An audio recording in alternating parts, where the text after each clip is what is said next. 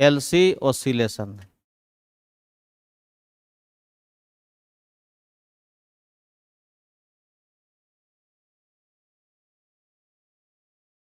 LC oscillation कौन सा circuit में होता है?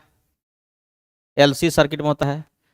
एक लूप है तो उसमें कोई पैरेलल कोई सीरीज नहीं सोचना है, सब क्या है, सीरीज भी है पैरेलल भी है, ठीक है ना। एक लूप में तो सब सीरीज में भी बोलेंगे, एक चलेंगे दूसरे तक पहुंचेंगे सीरीज में, या दूसरे के ये क्या है पहला पैरेलल में, सब कुछ हो रहा है। तो एलसी ऑसिलेशन होता है किस सर्किट में? जिसमें होता है इंडक्टर और कैपेसिटर।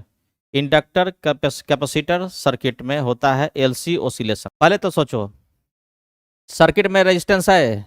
नहीं है। सर्किट में रेजिस्टेंस नहीं है, तो कहीं भी सर्किट में करंट अगर भेज देंगे तो रेजिस्टेंस रहेगा तभी ना एनर्जी का लॉस होगा। अगर कोई ऐसा सर्किट तुम डिजाइन कर दो जिसमें रेजिस्टेंस है ही नहीं, और एक बार इसमें तुम कहीं पर किसी में एनर्जी भर दो, कैपेसिटर है उसमें एनर्जी भर करके और उसको इंडक्टर से जोड़ दो। कैपेसिटर में एनर्जी भरने का मतलब क्या? उसको चार्ज कर दिए, कैपेसिटर को चार्ज कर दिए और उसको इंडक्टर से जोड़ दिए। तो कैपेसिटर का काम क्या है? जैसे मान लो कि कैपेसिटर को हम यहाँ पर चार्ज कर दिए और इंडक्टर से जोड़ने के लिए यहाँ पर लगा देते हैं एक स्विच, स्विच लगा देते हैं यहाँ पर। अभी स्विच ओपन है, स्विच अभी ओपन है, तो इसका एनर्जी जो है इसी में है, इसका एनर्जी इसमें आएगा, इंडक्टर में नहीं आएगा। लेकिन स्विच को हम कर देंगे क्लोज, तो कैपेसिटर क्या करेगा? चार्ज भेजना शुरू करेगा। चार्ज भेजने का मतलब करंट भेजना शुरू करेगा, और किसी इंडक्टर में करंट जैसे ही आता है तो उसमें एनर्जी स्टोर होना शुरू हो जाता है। इंडक्टर में स्टोर एनर्जी का फॉर्मूला क्या है? हाफ एल आई स्क्वायर है। और कैपेसिटर में स्टोर एनर्जी का फॉर्मूला क्या है? हाफ सी भी स्क्वायर। एक और फॉर्मूला था क्यू स्क्वायर बाई 2c। ये है दो फॉर्मूला। तो यहाँ पर देख लो कि अगर कैपेसिटर को हम चार्ज करके इंडक्टर के साथ ऐसे रखे हुए हैं, स्विच को ओपन किए हुए हैं, तो इसमें पूरा का पूरा एनर्जी भरा हुआ है, इसमें कोई एनर्जी नहीं है। स्विच को हम क्लोज कर देंगे, पूरे सर्किट में कहीं भी एनर्जी का लॉस होगा? एनर्जी का लॉस नहीं होगा। लेकिन इसका एनर्जी कहाँ जाएगा? इसका एनर्जी जो चार्ज ये भेजेगा, करंट सप्लाई करंट देगा, तो करंट इसमें क्या प्रोड्यूस कर देगा? Magnetic field. और मैग्नेटिक फील्ड जहाँ भी रहता है उसमें एनर्जी भी स्टोर होता है, तो मैग्नेटिक फील्ड वाले रीजन में इसमें एनर्जी भरने लगेगा। तो इसका एनर्जी निकल के किस में भरने लगेगा? इसमें भरने लगेगा। एकदम सिचुएशन उसी तरह का है जैसे कि दो बॉटल ले लो, एक बॉटल में पानी ले लिए, भर लिए, दूसरा बॉटल खाली है। अब दोनों को कंबाइन कर दो। अगर एक बॉटल का पानी कम होगा तो दूसरे बॉटल में जाएगा, ठीक है। तो एक बॉटल से पानी निकल के दूसरे में जा रहा है, दूसरा बॉटल पूरी तरह से भर गया, पहला क्या हो गया? खाली हो गया। अब सोचो कि कुछ ऐसा होता कि अब इस बॉटल का पानी उसमें जा रहा है, तो हम क्या करें ना कि एक ऐसा ट्यूब ले लिए, एक ट्यूब में पानी भर दिए और दूसरे ट्यूब से उसको कनेक्ट कर दिए, इसको हम ऊपर नीचे उससे ऑसिलेट कर रहे हैं, तो समझ लो एक ट्यूब का पानी दूसरे में, दूसरे का पानी इसमें आ रहा है। उसी तरह से यहाँ भी वही चीज़ हो रहा है। इसमें जो एनर्जी भरा हुआ है वो एनर्जी इसमें आ रहा है, इसका पूरा का पूरा एनर्जी इसमें स्टोर हो जाएगा। फिर ये करंट भेजेगा, करंट भेजेगा, करंट इसमें है ही, तो फिर चार्ज इस पर स्टोर होगा, तो फिर इसमें एनर्जी भरने लगेगा, इसकी एनर्जी क्या होगा? खाली होने लगेगा। तो इसमें जो एनर्जी है कैसे कैसे हो रहा है? शुरू में जीरो था, जीरो से बढ़ते बढ़ते पूरा का पूरा एनर्जी जो था वो कैपेसिटर वाला इसको मिला, फिर ये एनर्जी भेजा कैपेसिटर में, तो इसका एनर्जी जो है वो क्या हो गया? इससे फिर क्या हो रहा है? घटते घटते जीरो होगा, और इसका एनर्जी जीरो से बढ़ते बढ़ते ई होगा। तो दोनों का एनर्जी क्या हो रहा है? ओसिलेट हो रहा है, दोनों का एनर्जी चेंज हो रहा है। इसमें जो एनर्जी है ई शुरू में भर दिए, मान लो कि 50 जूल एनर्जी इसमें भर दिए, और इसमें एनर्जी कितना है? जीरो है। 50 जूल एनर्जी जो है कैपेसिटर का वो इसमें आएगा, तो 50 जूल से 10 जूल मान लो कि इंडक्टर में आ गया, तो ऊपर में कितना बचा है? 40 बचा। लेकिन दोनों का सम क्या होगा? 85 होगा। अब 40 से ये घट के हो गया 30, तो इसमें कितना हो जाएगा? 20 हो गया। अभी दोनों का सम क्या है? 50 है। 30 से घट के मान लो वो हो गया 10, तो इधर कितना हो जाएगा? 40। अब 10 से घट के जीरो, तो इसमें कितना हो गया? 50। फिर ये 50 से घट के 40, तो ये कितना हो गया? 10। 40 से घट के 30, तो ये 20। 40 से घट के जीरो, तो ये कितना? 50। तो इसका एनर्जी कहाँ से कहाँ बीच में ऑसिलेट कर रहा है? 0 से 50 के बीच में एग्जिस्ट कर रहा है, ऑसिलेट कर रहा है, और इसका भी 0 से 50 के बीच में ऑसिलेट कर रहा है। तो दोनों को अगर हम इंडक्टर और कैपेसिटर को जोड़ देंगे, किसी एक में एनर्जी शुरू में है, कनेक्ट कर देंगे, तो एक का एनर्जी निकल के दूसरे में जाएगा, फिर उसका एनर्जी इसमें आएगा, एनर्जी दोनों का आपस में एक्सचेंज होते रहेगा, और इस तरह से एनर्जी दोनों में क्या होगा, चेंज होते रहेगा, तो ये ओसिलेट करेगा। तो ऐसे ओसिलेशन का नाम क्या दिया गया, एलसी ओसिलेशन, इसी को बोल रहे हैं। तो इसमें कौन ओसिलेट करता है, एनर्जी, एनर्जी ओसिलेट करता है। अब तुम सोचो ओसिलेशन ही क्यों बोले, ओसिलेशन ही क्यों बोले, सबको याद होगा पेंडुलम, सिंपल हार्मोनिक ओसिलेशन हम लोग पढ़े हैं, सिंपल हार्मोनिक ओसिलेशन। हार्मोनिक का मतलब क्या है, हार्मोनिक का मतलब है फंक्शन ऑफ साइन और कॉस, साइनसोइडल फंक्शन। तो पेंडुलम जो ऑसिलेट करता है उसका फंक्शन कैसा होता है, साइन और कॉस का फंक्शन होता है। जैसे ऐसा होता है एक्स बराबर ए साइन ओमेगा टी, कोई अगर एसएचएम कर रहा है तो उसका इक्वेशन ऐसा आएगा, एक्स एक्सिस के अलॉन्ग एसएचएम कर रहा है, कोई वाई के अलॉन्ग कर रहा है तो वाई कैसे चेंज करेगा, वाई बराबर ए साइन ओमेगा टी, और यहाँ पर कुछ एंगल भी हो सकता है। तो ये ओसिलेशन हो गया। तो यहाँ भी जो एनर्जी, इसमें जो चार्ज होगा, जो करंट होगा, वो भी साइन या कॉस का फंक्शन आएगा। सॉल्व करके देखेंगे तो चार्ज या करंट भी किसके अनुसार से चेंज होगा, साइन या कॉस का फंक्शन होगा। एनर्जी भी साइनसोइडली भरी करेगा, इसलिए इसका नाम दिया गया है एलसी ओसिलेशन। ये छोटा चैप्टर है लेकिन काफी इंपॉर्टेंट है, इस पे क्वेश्चन एग्जाम सब में आते रहा है, तो इसको थोड़ा ध्यान से समझ लेते हैं।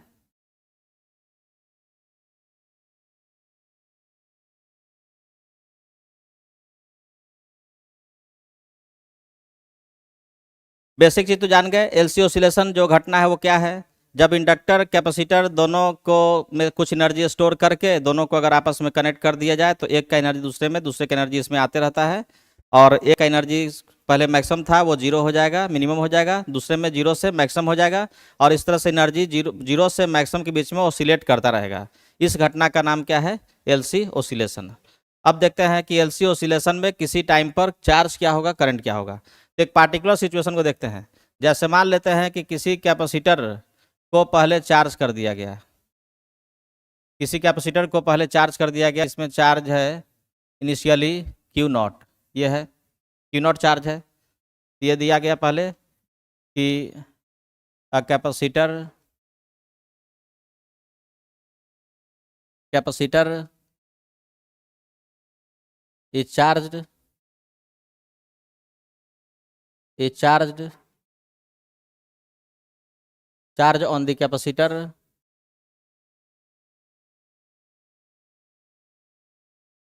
Charge on the capacitor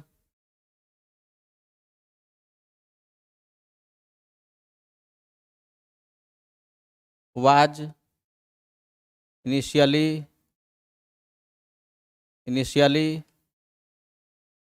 Q not. देख लो इनिशियली चार्ज कितना था, Q नॉट था। अब उस कैपेसिटर को एक इंडक्टर से कनेक्ट कर देंगे, एक इंडक्टर से उसको कनेक्ट कर देंगे। कनेक्ट करना है तो उसके लिए क्या लगा देंगे, स्विच लगा देंगे, स्विच लगा देते हैं। Capacitance C, inductance L। Now an inductor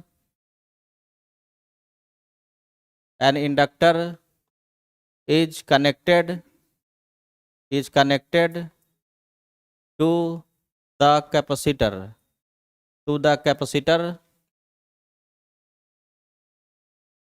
capacitor कैसे कनेक्ट करेंगे, कैपेसिटर से इंडक्टर को, स्विच को क्लोज करके, by closing the switch, by closing the switch.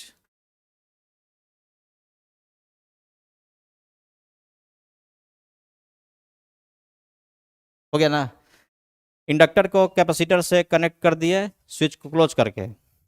Now अब क्या होगा, कैपेसिटर चार्ज भेजना स्टार्ट करेगा इंडक्टर में, इंडक्टर में करंट फ्लो होना स्टार्ट करेगा। Now capacitor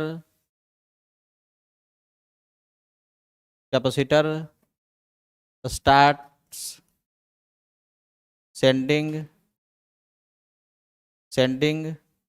current in the circuit, यानी कि कैपेसिटर चार्ज भेजना शुरू करेगा, डिस्चार्जिंग स्टार्ट होगा, that is discharging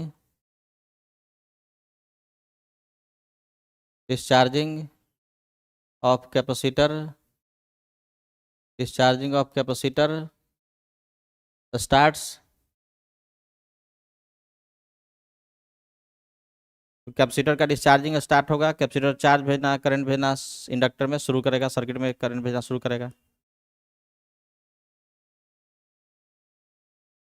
late after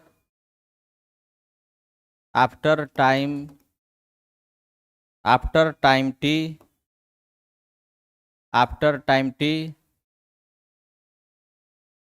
charge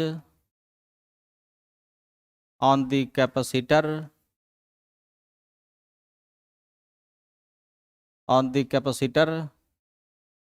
charge on the capacitor becomes Q,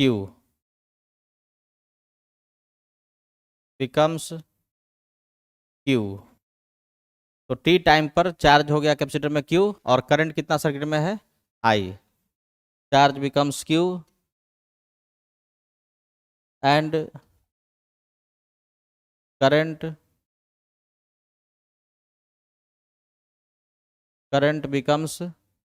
in the circuit becomes I. So after time t of closing the switch, after time t of closing the switch,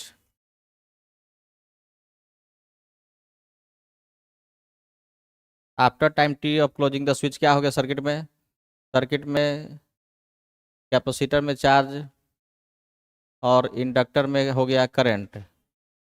T time पर capacitor में charge हो गया Q और circuit में current हो गया I।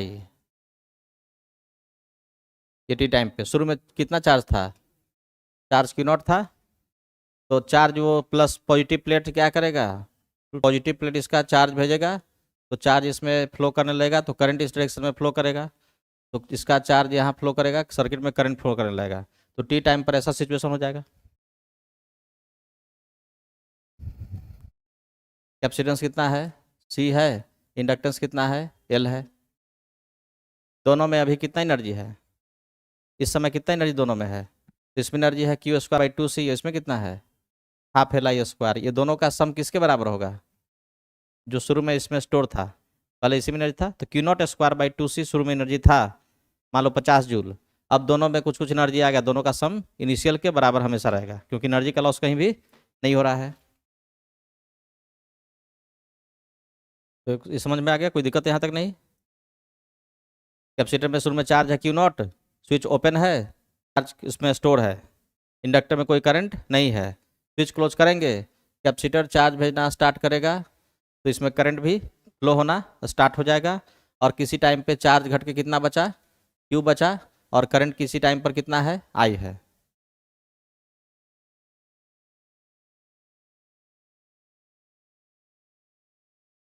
ये हो गया।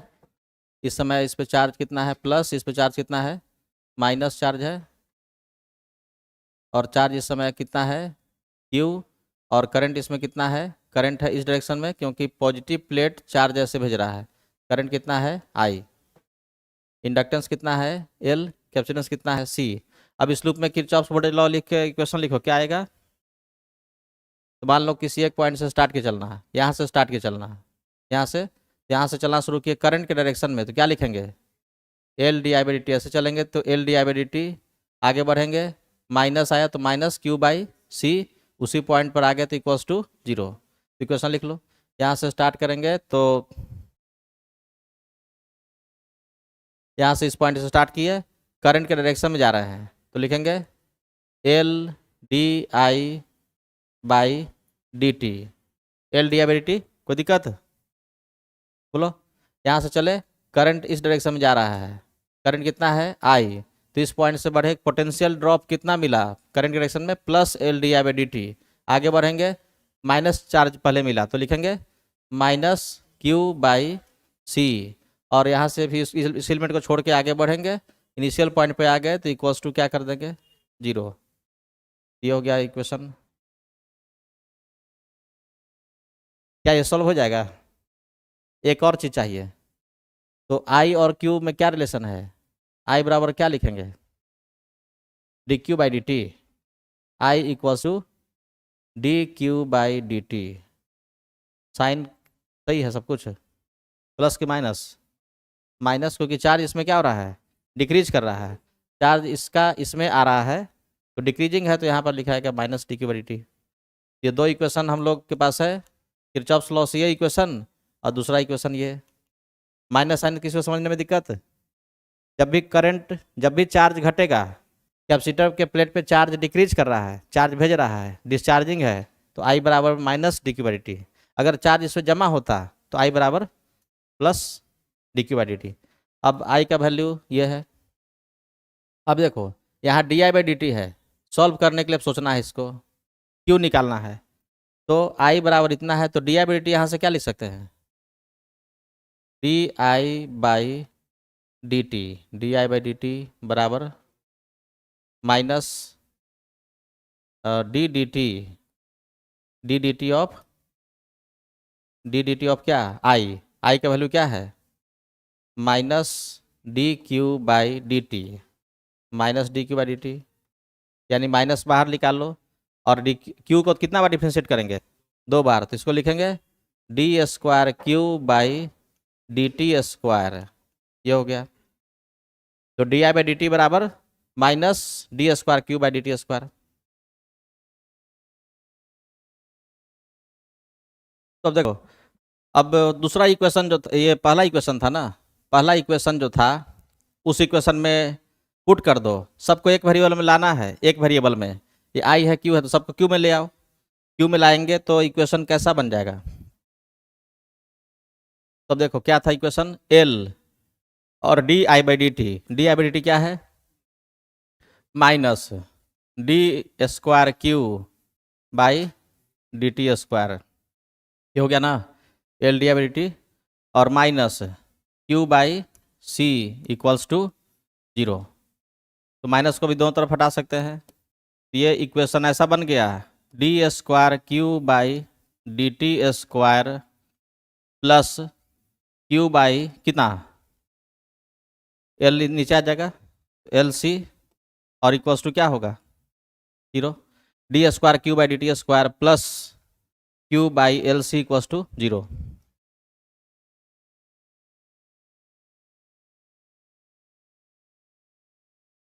और ऐसा इक्वेशन पहले भी किसी चैप्टर मिला है, सिंपल हार्मोनिक मोशन में ऐसा डिफरेंशियल इक्वेशन मिला है, नहीं मिला है?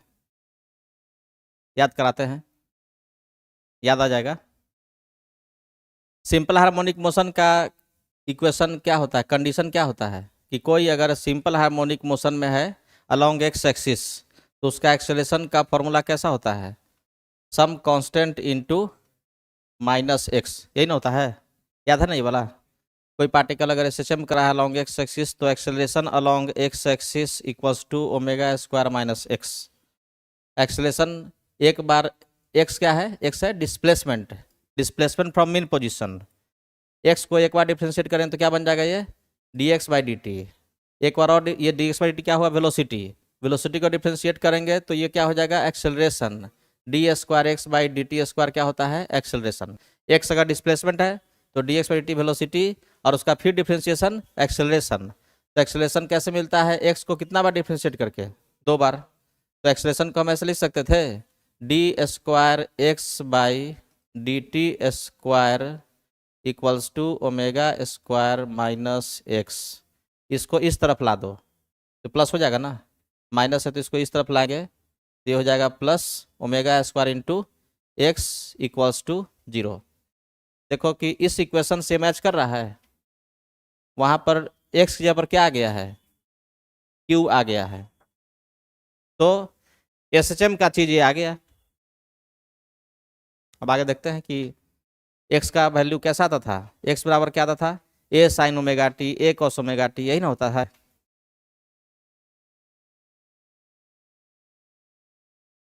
तो देखो, अगर कोई SHM कर रहा है अलोंग एक्स एक्सिस, तो SHM को थोड़ा सा याद कर लो फिर से। उसका एक्स कैसे चेंज करता है? एक्स चेंज करता है साइन या कॉस का फंक्शन में। अगर किसी का डिस्प्लेसमेंट का ये इक्वेशन है तो वो मोशन कैसा है? सिंपल हार्मोनिक मोशन है, क्योंकि इसको 2 बार डिफ्रेंशिएट करोगे तो एक्सलेशन मिल जाएगा, और एक्सलेशन का फॉर्मूला किस में आ जाएगा? ओमेगा स्क्वायर माइनस एक्स से मैच कर जाएगा। एक बार इसको डिफ्रेंशिएट कर लो, वेलोसिटी मिला। एक बार और कर लो, एक्सेलरेशन मिला। और एक्सेलरेशन को देखो कि क्या वैल्यू आया, तुम चेक कर लो। इसको 2 बार डिफ्रेंशिएट करके देख ही लेते हैं। मान लो पहले से याद नहीं तो एक बार फिर कर लो। एक बार डिफ्रेंशिएट करो, एक्स का एक बार डिफ्रेंशिएशन, एक डॉट लगा दिए, एक ऊपर में डॉट लगा, एक बार डिफ्रेंशिएशन कितना हो जाएगा? ए साइन का differentiation cos omega into T, omega बाहर आ जाएगा। फिर एक बार और डिफ्रेंशिएशन करो, 2 बार डिफ्रेंशिएशन एक्स का, तो इसका एक बार फिर ए ओमेगा रह गया, और कॉस का क्या होता है? Minus sign omega T, omega एक बाहर आके क्या हो जाएगा? Omega square. अब देख लो, एक्स का डबल डिफ्रेंशिएशन यानी कि d square x by D T square बराबर एक्स में कितना से मल्टीप्लाई करने पे आ रहा है? ये माइनस, एक माइनस आया है और एक ओमेगा स्क्वायर आया है। ओमेगा स्क्वायर इंटू क्या आया है? एक्स आया है। यही ना लिखे कि d square x by D T square बराबर माइनस ओमेगा स्क्वायर एक्स आता है। तो एक्स का जो वैल्यू आएगा वो आएगा इस तरह से, ए साइन ओमेगा टी या कॉस ओमेगा टी या A sine omega T plus phi, यानी कि साइन या कॉस का कोई फंक्शन आएगा। अगर ऐसा कोई डिफरेंशियल इक्वेशन है तो इसका सॉल्यूशन क्या होगा? साइनसोइडल फंक्शन, साइन या कॉस का फंक्शन आएगा। यहाँ भी उसी तरह का डिफरेंशियल इक्वेशन आया है। एक्स यहाँ पर क्या आ गया है? क्यू आ गया है, D square Q by D T square plus इधर आ गया तो प्लस हो गया, ओमेगा स्क्वायर के जहाँ पर कुछ आया है इंटू क्या है? क्यू। तो अब उसी फॉर्म में ये है, तो इससे हम डायरेक्ट बोल देंगे कि ये इस तरह का इक्वेशन आ रहा है, तो यहाँ पर क्यू का वैल्यू किस फॉर्म में आना चाहिए? यहाँ पर हम बोल सकते हैं कि d square Q by D T square, d T square d square Q by D T square plus omega square into q equals to 0 है, 0 आया। वेयर ओमेगा स्क्वायर क्या हो जाएगा? ओमेगा स्क्वायर हो जाएगा 1/LC। तो वहाँ पर बोल सकते हैं कि omega square is equals to 1/LC, ये हो गया। यहाँ से बोल सकते हैं कि ओमेगा स्क्वायर कितना? 1/LC। और क्यू का वैल्यू क्या आएगा? क्यू का वैल्यू आएगा कोई भी साइन या कॉस का फंक्शन। मैक्सिमम वैल्यू क्यू का कितना है? शुरू में जो था क्यू नॉट था, तो क्यू नॉट यहाँ पर साइन लग जाएगा चाहे कॉस लग जाएगा। मान लो ये हो गया साइन ओमेगा टी, या कॉस भी हो सकता है, या कोई एंगल भी साथ में जुड़ सकता है, तो हम साथ में एक और एंगल भी जोड़ दिए प्लस फाई, तो क्यू आएगा इस फॉर्म में। यहाँ से इस इक्वेशन को देख के सीधे बोल देंगे कि क्यू इस फॉर्म में आ रहा है डिफरेंशियल इक्वेशन, तो क्यू का वैल्यू आ जाएगा साइन या कॉस का फंक्शन। तो मेन इंपॉर्टेंट चीज़ समझ गए हम लोग। क्वेश्चन इसी तरह का कुछ आएगा कि किसी कैपेसिटर पे इतना शुरू में चार्ज है तो टी टाइम पे चार्ज कितना बचेगा। याद करना है कि चार्ज का इक्वेशन टी टाइम पर कैसा आने वाला है? साइन या कॉस का फंक्शन। अब ये सोचना है ना कि फाई का वैल्यू तो हम ऐसे लिख दिए कि साइन हो सकता है, कॉस हो सकता है, जहाँ पर कुछ एंगल हो सकता है, तो अब एग्जैक्ट वैल्यू क्या होगा उसके लिए शुरू में चलो। जब टाइम 0 था, जब टाइम था 0, टाइम था 0, तो चार्ज क्यू कितना था? क्यू नॉट था। अब उसमें वैल्यू पुट करो, चार्ज का वैल्यू क्या है? क्यू बराबर है q nought sine omega T plus phi, ये है। टाइम का वैल्यू से पुट करेंगे 0, तो चार्ज क्यू कितना था? 0। कंडीशन पुट करते हैं, टी बराबर 0 पुट करेंगे तो चार्ज क्यू बराबर क्या होना है? क्यू नॉट होना है। तो यहाँ पर क्यू का वैल्यू पुट कर दो, क्यू नॉट पुट कर दिए equals to q nought sine, और टी 0 पुट किया तो क्या बचा? फाई बचा। तो साइन फाई कितना आ गया?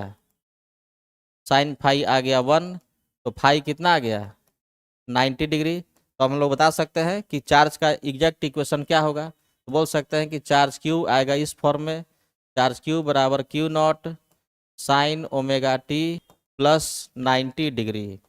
साइन 90 प्लस थीटा क्या होता है? Cos theta. तो ये हो गया q nought cos omega T.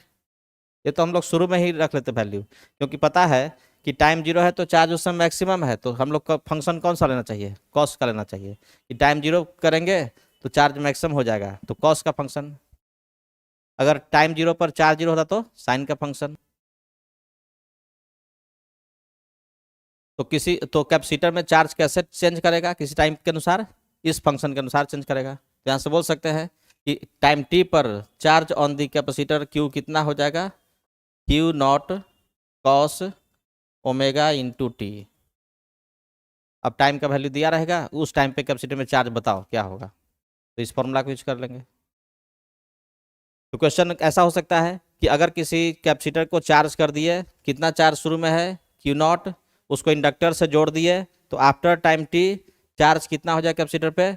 Q nought cos omega T. अब टाइम का वैल्यू डिफरेंट डिफरेंट दिया जा सकता है, 1 सेकेंड 2 सेकेंड इतना माइक्रो सेकेंड कुछ भी करके टाइम अलग अलग दे दिया जाएगा। टाइम का वैल्यू पुट करेंगे, चार्ज हम लोग को मिलता जाएगा।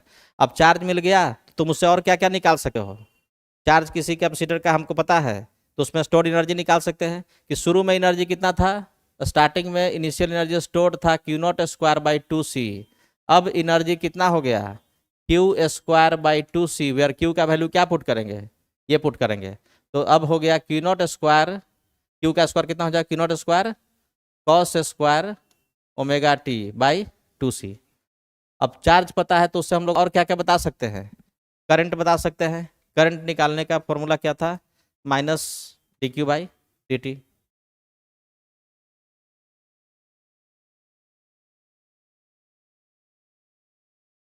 तो यहाँ तक मैंने यही चीज़ समझना था, ये समझ गए। अब इससे तुम आगे का कोई भी क्वेश्चन पूछा जाए कि इस समय कैपेसिटर में एनर्जी स्टोर कितना, पोटेंशियल डिफरेंस कितना, करंट कितना, करंट मिला तो बता सकते हो इंडक्टर में स्टोर्ड एनर्जी। अब तुमको किसी टाइम पर एनर्जी स्टोर्ड कैपेसिटर का पता है, इंडक्टर का पता है, दोनों का रेशियो पूछ दिया जाएगा। तो इस तरह का कोई भी क्वेश्चन अब इसमें से बना करके पूछा सकता है। छोटा सा चैप्टर है, लेकिन इससे क्वेश्चन ज़्यादातर आने का चांस है कि 95% प्रोबेबिलिटी मान लो कि क्वेश्चन इससे आ सकता है। इधर लगातार आ ही रहा है। एलसी ऑसिलेशन डायरेक्ट पूछ दिया जाएगा नीट वाले में। नीट में सीधे पूछ दिया जाएगा कि एलसी ऑसिलेशन का फ्रीक्वेंसी क्या होता है? तो ओमेगा स्क्वायर क्या है? ओमेगा स्क्वायर इक्वल्स टू है 1/LC। तो ओमेगा इक्वल्स टू कितना हो जाएगा? 1/√LC। इस फ्रीक्वेंसी का नाम क्या दिया जाएगा? LC oscillation frequency. इस फ्रीक्वेंसी के साथ एलसी ऑसिलेशन होगा। यही फ्रीक्वेंसी का फॉर्मूला आया था रेजोनेंस में भी। रेजोनेंस फ्रीक्वेंसी भी सेम था 1/√LC। ये भी फ्रीक्वेंसी का फॉर्मूला क्या आया? सेम आया है। तो कभी कभी एलसी सर्किट दे दिया जाएगा, सीधे इंडक्टर रजिस्टर इंडक्टर कैपेसिटर बना दिया गया, पूछा गया कि एलसी ऑसिलेशन फ्रीक्वेंसी का वैल्यू क्या होगा? सीधे याद रखना है ओमेगा के टर्म में 1/√LC। अगर लिनियर फ्रीक्वेंसी के टर्म में पूछा है तो क्या करेंगे? ओमेगा बाई 2 पाई, 2 पाई से डिवाइड करें तो लिनियर बन जाएगा, 1/2 पाई√LC। तो फ्रीक्वेंसी ऑफ एलसी ऑसिलेशन ये याद रखना है। फ्रीक्वेंसी ऑफ एलसी ऑसिलेशन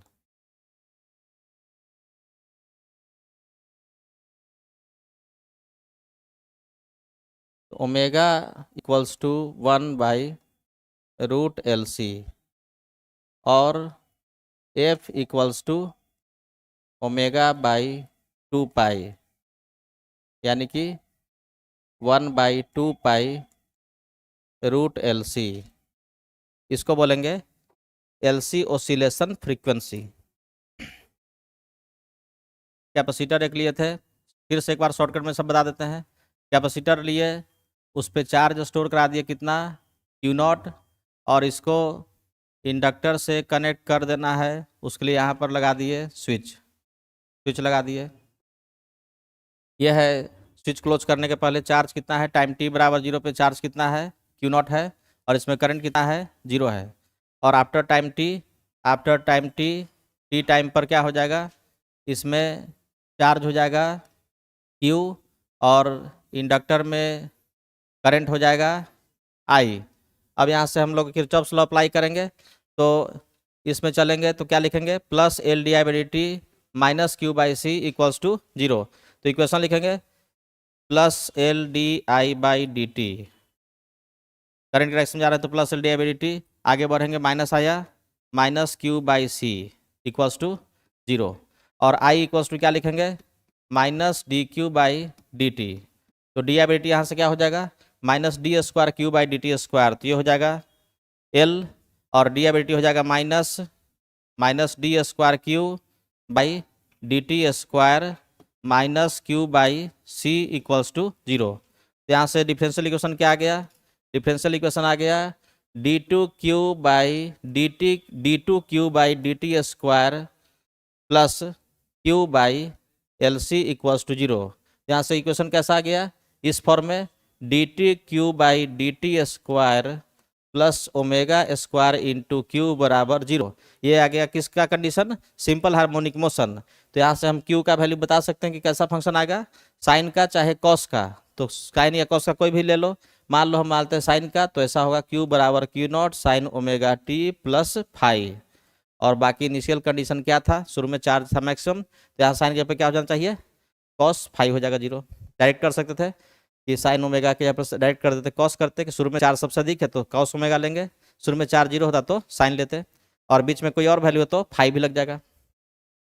तो कंडीशन पुट करके फाइनली रिजल्ट क्या आ गया, क्यू का वैल्यू आ गया q nought cos omega T, omega का वैल्यू क्या आया है, ओमेगा स्क्वायर कितना है 1 बाई एल सी है, उससे कंपेयर करेंगे omega square 1 by L C, तो omega 1 by root L C, इसको बोल रहे हैं एल सी ऑसिलेशन फ्रीक्वेंसी। तो एक ऐसा क्वेश्चन मान लो बना लो, एक इंडक्टर सेल्फ इंडक्टेंस है 0.8 हेनरी और कैपेसिटेंस गिवन है C इक्वल्स टू 5 माइक्रोफैराड, बताना है इसका frequency of LC oscillation, frequency of LC oscillation. Frequency हमेशा ऑप्शन में देख लेना है कि वो हर्ट्ज में दिया हुआ कि एंगुलर दिया हुआ है, ध्यान रखना है कि फ्रीक्वेंसी दो तरह से बात कर सकते हैं उसके फ्रीक्वेंसी के बारे में, एक ओमेगा और एक एफ। तो जनरली एफ पूछा जाता है, हर्ट्ज में रहेगा तो वो एफ निकालना है, यहाँ पर हर्ट्ज में बता देना, ठीक है, हर्ट्ज में बताना है फ्रीक्वेंसी ऑफ LC ऑसिलेशन क्या होगा। तो मान लो हमको निकाला लीनियर फ्रीक्वेंसी, तो ये कितना होता है 1/2 पाई रूट अंडर LC, ये हो जाएगा 1/2 पाई और रूट अंडर इंडक्टेंस है 0.8 हेनरी, सी का वैल्यू 5 इंटू 10⁻⁻6, ये हो जाएगा 1/2 पाई और रूट अंडर 0.8 इंटू 5 हो गया 4 और इंटू 10⁻³ बाहर आ जाएगा, तो ऊपर में जाकर कितना बन जाएगा 10⁻+3 1000 हो जाएगा, ये हो गया 1000/4 पाई, ये आंसर किस में आएगा हर्ट्ज में। इसको आगे सॉल्व कर लेंगे।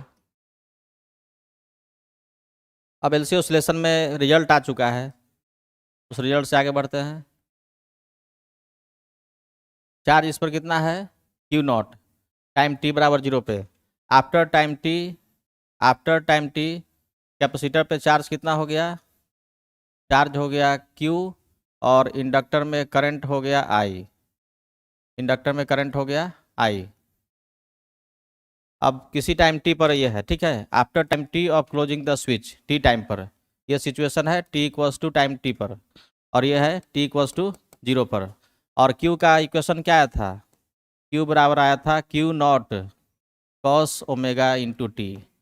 अब Q से I निकाल सकते हैं, I इक्वल्स टू क्या फॉर्मूला था माइनस dq बाई dt, तो माइनस और dq बाई dt कितना होगा, Q नॉट कॉन्स्टेंट रह गया, Q का वैल्यू Q नॉट है कॉस ओमेगा टी, तो Q नॉट रह गया, और कॉस का क्या होता है minus sine omega into T, और एक ओमेगा बाहर भी आएगा ना, और डी बाई यही बस हो गया, और minus minus plus Q not into omega, और क्या हो गया साइन ओमेगा टी, क्या गया। ओमेगा का वैल्यू पुट कर दो, क्या था ओमेगा का वैल्यू 1/√LC, Q0/√LC भी बोल सकते हैं, और इंटू साइन ओमेगा टी। तो करंट का भी वैल्यू निकल गया। अब किसी टाइम टी पर after time T energy stored in the capacitor, energy stored in the capacitor को हम लिख रहे हैं UC, potential energy stored in the capacitor. क्या फॉर्मूला है Q²/2C। Q का वैल्यू पुट कर दो, Q का वैल्यू पुट करेंगे कितना आएगा, Q का वैल्यू है Q0 cos omega T, Q0 cos omega T का whole square divided by 2C, ठीक है। और energy stored in the inductor UL का क्या फॉर्मूला होता है, हाफ LI² होता है ना। UL का मतलब potential energy stored in the inductor, half LI²। तो हाफ L, I का वैल्यू क्या आया है, I का वैल्यू है Q0/√LC और इंटू साइन ओमेगा टी, ये है ना I, तो half L into I²। Ratio निकालना है तो रेशियो भी निकाल सकते हैं। तो QC का वैल्यू आ गया,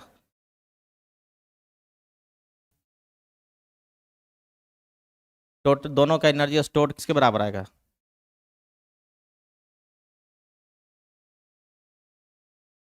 तो यूसी का वैल्यू कितना है, यूसी बराबर है Q0²/2C, और यहाँ है cos² ओमेगा टी प्लस, यहाँ पर देखो तो इसका स्क्वायर के तो एल कट गया ना, क्या बचा Q0²/2, और इसका रूट हटेगा तो क्या बचेगा C स्क्वायर करने पर, और यहाँ क्या हो जाएगा sin² ओमेगा टी, और cos² प्लस sin² मिलकर क्या बन गया 1 हो गया। तो आंसर कितना आ गया Q0²/2C, जो कि किसके बराबर है, इनिशियल एनर्जी जो सर्किट में दिया गया था, initial energy stored in the capacitor. दोनों का एनर्जी मिलकर हमेशा किसके बराबर होगा, इनिशियल एनर्जी स्टोर्ड के बराबर होगा।